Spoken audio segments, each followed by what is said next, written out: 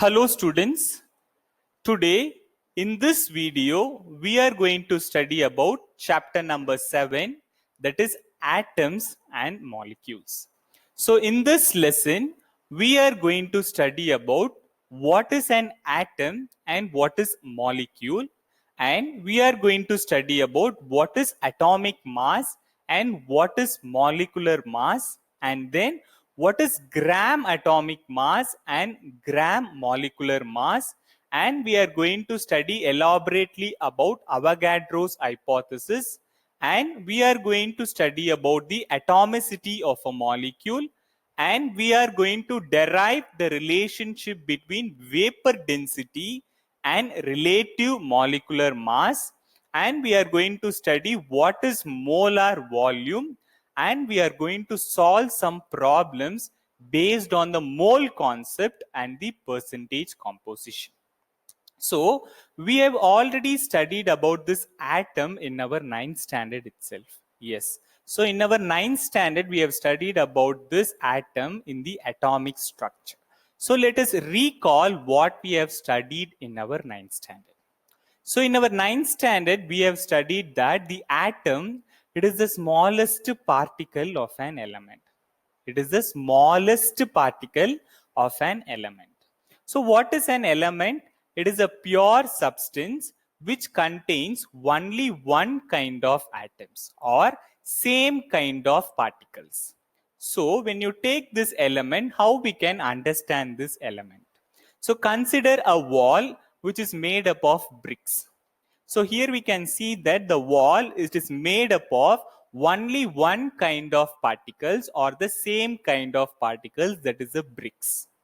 So when you take the smallest particle of this wall, that is only one brick. So this one brick denotes the atom. So here we can now understand that the atom, it is the smallest particle of an element. So we have understood that the wall which is made up of bricks. So when you take only one brick, it represents the smallest particle. Same way, the atom, it is the smallest particle of an element. So when you take the atoms, it is made up of three fundamental particles, that is protons, electrons and neutrons. So these are the three basic fundamental particles that makes the atom. So we have studied about this atomic number. So what is this atomic number? So this atomic number, it is denoted by Z, that denotes the number of electrons or protons present in the atom. So when you take any atom, when you count the number of electrons or protons present in the atom, that is called as atomic number.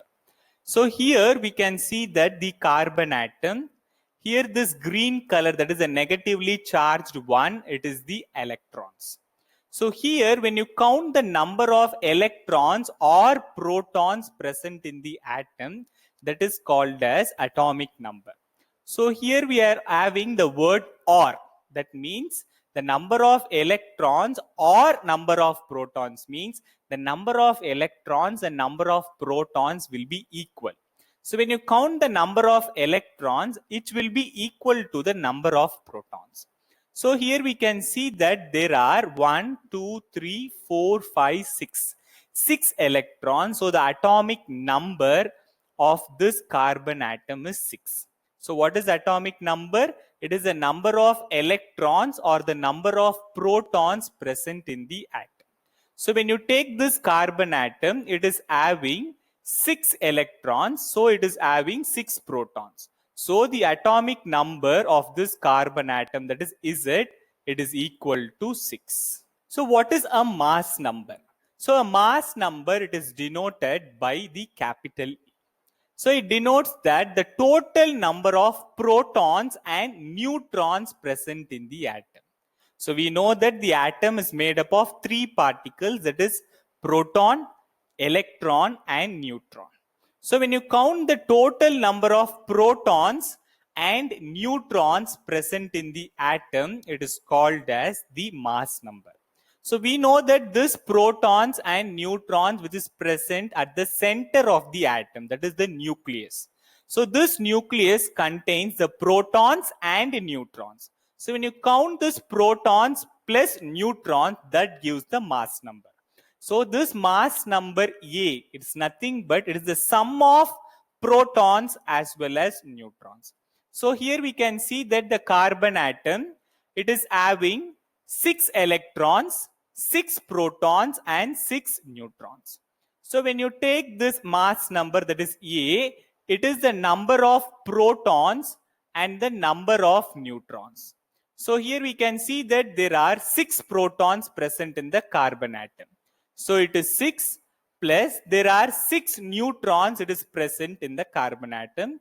So it is 6. So 6 plus 6, it is 12. So the mass number of carbon atom, it is 12. So how we can represent the mass number as well as atomic number of an element? So whenever you are writing an element, how we can represent this atomic number as well as mass number? So here we can see the general notations, that is, this X represents the symbol of the element, and this Z represents the atomic number, and this A represents the mass number. So here we can see an example, that is the carbon, it is having the symbol of C. It is having the atomic number, that is 6, which denotes what is atomic number? It is the number of electrons or protons present in the atom. So this 12 denotes the mass number, which denotes the number of, yes, protons as well as neutrons present in the atom. So this is how we have to represent the atomic number as well as mass number of an atom. So here we can see that it can be represented like this also in the opposite sides. So here we can see that the atomic number as well as mass number, it is represented as subscript as well as superscript in the right hand side. Same way you can represent it as in the left hand side also like this. You can see that the element chlorine, which has a symbol Cl, the atomic number, it is 17. That is nothing but the number of electrons or the protons, and the mass number, it is 35.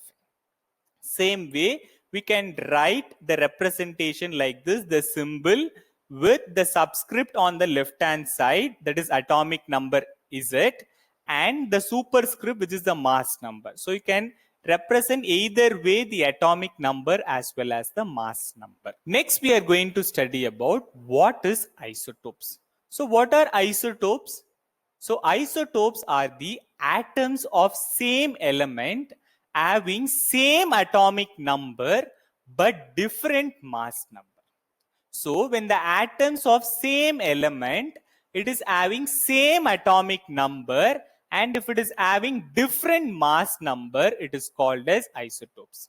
So now we can see an example of the isotopes of hydrogen. Here we can see that there are 3 isotopes of hydrogen. So here we can see that the hydrogen, it is having 3 isotopes in which the atomic number, so here we can see the subscript, that is 1, 1, 1, that denotes the atomic number. So this atomic number remains the same. But when you see the mass number in the superscript, it is 1, 2 and 3, it varies. So the atoms of same element having same atomic number but different mass number, we call it as isotopes. So there are different isotopes for different elements. For carbon, chlorine, bromine, oxygen, there are different number of isotopes. Next we are going to see about what are isobars. So isobars are nothing but they are atoms of different elements with different atomic number but have same mass number. So what are isobars? They are atoms of different elements with different atomic number but have same mass number. So here we can see an example of the element oxygen and nitrogen. So here we can see that oxygen and nitrogen both are different elements. They are having different atomic numbers. So here we can see that the atomic number of oxygen, it is 8, and the atomic number of nitrogen, it is 7. but we can see the mass number of this elements. You can see that the mass number of oxygen, it is 16, same as the nitrogen, it is also having the mass number of 16. So here we can see that the atoms of different elements having different atomic number but same mass number, that we call it as isobars. So we know that anything present in the surroundings, it is made up of matter. So the matter, it is a thing which occupies space and has mass. So this matter, it is made up of atoms. So we know that atoms, it is the smallest particle of an element. This atoms makes the matter. So this matter, it is made up of atoms. So this concept of atoms, or the idea of atoms, was first proposed by the Greek philosophers in 5th century BC. So when you see the concept of this atom, which was proposed by this Greek philosophers, it is philosophical. That means it is not scientific. So the first scientific theory of atom was first proposed by the scientist John Dalton. So here we can see the scientist John Dalton. He only discovered the atom. So he proposed the first scientific theory of atom. So he gave the postulates of the atom, that is called as the Dalton's atomic theory. So when you see this Dalton's atomic theory, the few postulates of this Dalton's atomic theory was found to be incorrect. That means wrong, which was identified by the scientists by their studies after the John Dalton. So here we can see that this J.J. Thomson and Rutherford, Niels Bohr and Schrodinger, when they made their own studies, they have identified that Dalton's atomic theory, the postulates were incorrect. So they were corrected this postulates and they made a new theory that is called as the modern atomic theory. So this modern atomic theory deals with the modern concepts of the atom. So we are going to study about the 7 postulates of this modern atomic theory. So this is the limitations which were given in the Dalton's theory, which was corrected and it was made into a new theory, that is the modern atomic theory. So first we are going to study about the first postulate of this modern atomic theory, that is the atom is no longer indivisible. So we have told that the Dalton's atomic theory has some corrections. That is, in Dalton's atomic theory, he told that the atoms are indivisible. That means he told that the atoms cannot be divided. That is, we cannot divide the atoms, but modern atomic theory has found out that the atom is no longer indivisible. That means we can divide the atoms, we can see what is present inside the atoms. So this was confirmed after the discovery of the electrons and protons and neutrons which is present in the atom. So according to Dalton's theory, the atom is indivisible. That is, we cannot divide the atoms, we cannot segment the atoms, and we cannot see anything inside the atoms. But according to modern atomic theory, it proved that the atom is no longer indivisible. We can divide the atom, that is, atoms are divisible. It was confirmed after the discovery of electrons, protons, and neutrons. So the next postulate of the modern atomic theory is atoms of same element may have different atomic masses. So we have already studied about the isotopes. So the atoms of same element may have different atomic masses. This was confirmed only after the discovery of isotopes. We know that isotopes, it is the atoms of same element having same atomic number but different mass number. So here we can see the example of isotopes of hydrogen.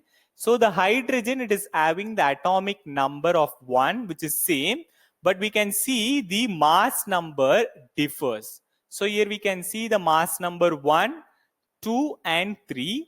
So the atoms of same element may have different atomic masses. That is the mass number. So it was confirmed after the discovery of the isotopes. So atoms of same element may have different atomic masses. So this is confirmed after the discovery of isotopes. So the next postulate of modern atomic theory is atoms of different elements may have same atomic masses. That is same mass number. So this is due to the discovery of isobars. So we know that what is isobars? What is isobars? It is the atoms of different elements having different atomic number but same mass number. So here we can see the examples, that is argon, potassium and calcium. So here we can see that the argon, it is having the atomic number of 18. Potassium, it is having the atomic number of 19. Calcium, it is having the atomic number of 20. So here we can see that this argon, potassium, calcium, they are different elements, and we see the atomic number of these elements, they are different. But when you see the mass number, that is, when you see the mass number of argon, it is 40, and the mass number of potassium, it is 40, and the mass number of calcium, it is 40. So when you see all these mass numbers, they remains the same. So the atoms of different elements may have same atomic masses. That is after the discovery of isobars. The next postulate of this modern atomic theory is the atoms of one element can be transmuted, that is converted into the atoms of another element. So we can convert one element into another element. So this is due to that the atom is no longer indestructible. That is, we have studied that the atoms are no longer indivisible. So we can divide the atoms and we can see that there are protons, electrons and neutrons present in the atom. Same way, we can destroy the atom and we can convert this atom to another atom. That is, one element can be converted into another element. That is, atoms of one element can be transmuted into the atoms of another element. That means the atoms are no longer indestructible. That means we can destroy the atoms and we can convert atoms of one element to the atoms of another element. So here we can see that this nitrogen is converted to oxygen. So this is the atom of one element. It is converted to this atom of another element. This process is called as artificial transmutation. So when you are converting one element into another element, that process is called as artificial transmutation. So I have one question for you. So we know that according to this artificial transmutation, we can convert atoms of one element to the atoms of another element. So can we convert atoms of any element to the atoms of gold? We know that gold, it is a precious element. So you are going to think of this, whether we can convert atoms of any element to the atoms of gold. So the next postulate of modern atomic theory is atoms may not always combine in a simple whole number ratio. So atoms may not always combine in a simple whole number ratio. So when you see that the example of glucose, that is C6H12O6, it is the molecular formula of glucose. When you take the ratio of the atoms of carbon, hydrogen and oxygen, there are 6 carbon atoms, 12 hydrogen atoms and 6 oxygen atoms. So here we can see that this 6, 12 and 6 ratio, it will be going, that is divide by 6 tables. So when you divide by 6 tables, you will get 1:2, 2:1, so that we can get a simplest ratio.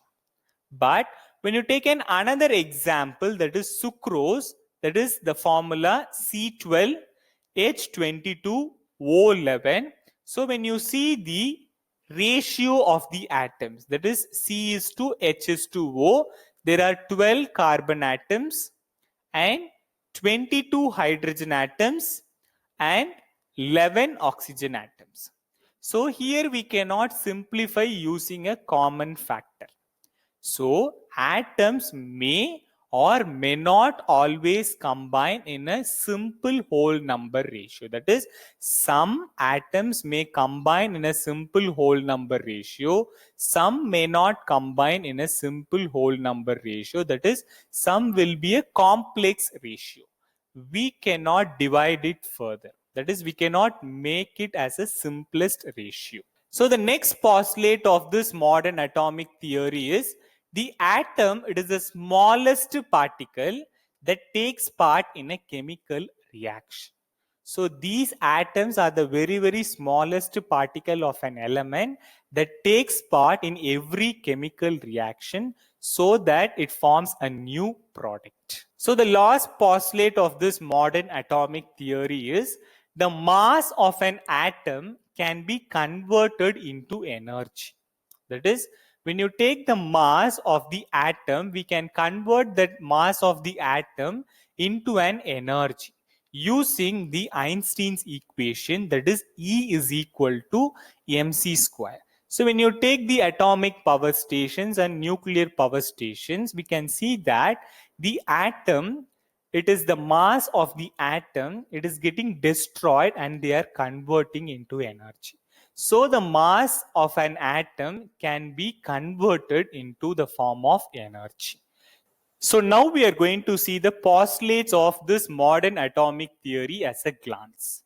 So the atom is no longer indivisible. That means the atom can be divisible. So this is after the discovery of the electrons, protons and neutrons present in the atom. And the second postulate is the atoms of same element may have different atomic mass. That is, the atoms of same element may have same atomic number but different mass number. So this is due to the discovery of isotopes. And the third postulate is the atoms of different elements may have same atomic masses. That is, the atoms of different elements have different atomic number but same mass number. So this is due to the discovery of the isobars. And the fourth postulate is the atoms of one element can be transmuted, that is converted into the atoms of another element. So this denotes that the atom is no longer indestructible. That means we can destroy the atom and we can convert the atoms of one element to the atoms of another element. So this is called as artificial transmutation. And the atoms may not always combine in a simple whole number ratio. That is, it may also have a complex ratio. When you see the example of glucose, that is C6H12O6, when you take the ratio of the atoms of carbon, hydrogen and oxygen, we can get the ratio of 1:2:1, which is the simplest ratio. But when you take sucrose, that is C12H22O11, when you take the ratio of the atoms present in the sucrose, you will get 12:22:11, which is not at all a simplest ratio, so that the atoms may not always combine in a simple whole number ratio. And the atom, it is the smallest particle of an element that takes part in every chemical reaction. So the every chemical reaction, the atoms participate in that reaction. The mass of an atom can be converted into energy. So this is according to the Einstein's equation, that is E is equal to mc square. So this postulates of this modern atomic theory, it is an important question according to exam point of it. So next we are going to see about what is atomic mass. So we know that anything that has mass and which occupies space, it is called as matter. So in our surroundings, everything is made up of matter. So this matter, it is made up of atoms. So atoms are the building blocks of the matter. So this atom only makes the matter. So this matter which has mass, so it must be due to its atoms present in the matter. So we know that this atom, it is made up of three fundamental particles, that is protons, electrons and neutrons. So this protons and electrons and neutrons which will contribute the mass of the atom. But when you take this protons and neutrons which has a considerable mass, but when you take electrons, it does not have a considerable mass. That is a very negligible mass. That is very less amount of mass. So when you take this protons and neutrons, they will have the mass, that is considerable mass, compared to this electron. So the mass of the atom, it is mainly contributed by the protons and the neutrons. The electrons will not contribute much to the mass of the atom.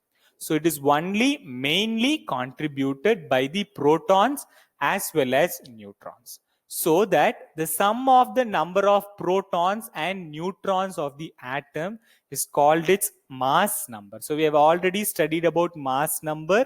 It is the total number of protons and neutrons. That is the sum of the number of protons and the number of neutrons. So now we have understood why we are taking mass number as number of protons plus number of neutrons, because the electrons has very negligible mass. That is very less mass. So that this protons and neutrons which is having a considerable mass, so that the mass number, it is given by the sum of number of protons and neutrons. So we know that the individual atoms are very small. That is very tiny particles we cannot able to see in our naked eyes. So it is difficult to measure their masses. So we cannot able to measure the atom in a band balance or a beam balance or a physical balance or an electronic balance at the individual atoms.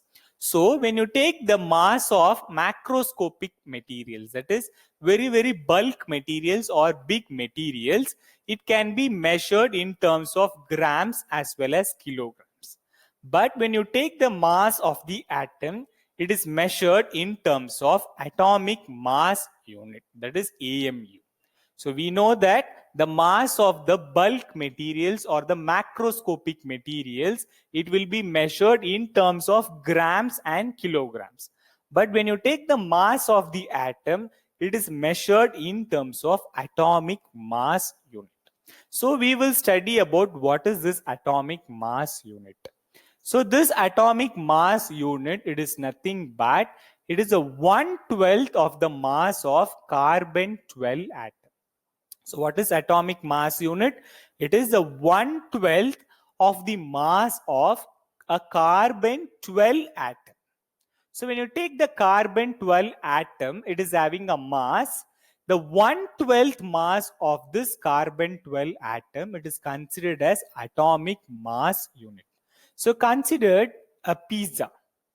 A pizza, when you cut it into 12 slices, when you take one slice, it denotes that 1/12th, that is 1/12th slice of this total pizza.